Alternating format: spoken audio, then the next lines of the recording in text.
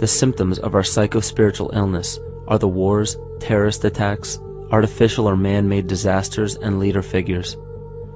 As long as the people remain oblivious to their inner drives and inner nature, they will always fail to recognize why these events take place and why these figures rise to such powerful positions.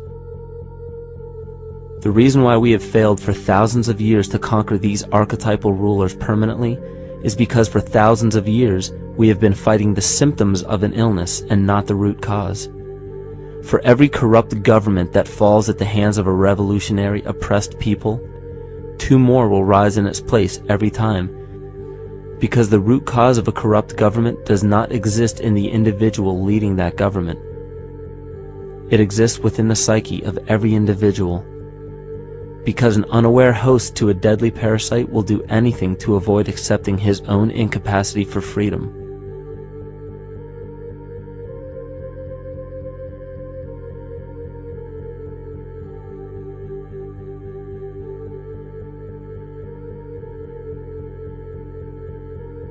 We are so bereft of sanity in this world that those few who simply stop projecting onto others and begin facing their own demons are seen as neurotic.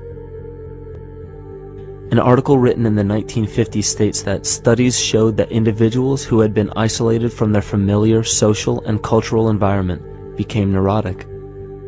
This shows that when those individuals had no object to identify their darker emotions with, they began to see these things in themselves, that which they refused to recognize before, and were unaware of why they appeared and how to cope. Facing our true inner self is virtually unknown in our world today. This is why no matter how many civilizations rise and fall, it is our collective consciousness that creates our governing apparatus, not individual people.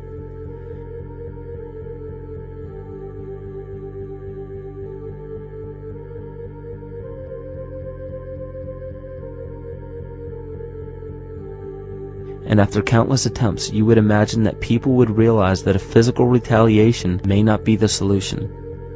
Yet here we are, thousands of years later, with technology that can clone DNA, vehicles that can break the sound barrier and probe the depths of space, and science that can overcome almost any sickness. Yet we still fail to take notice to the importance of thoughts and consciousness. This is the very definition of insanity.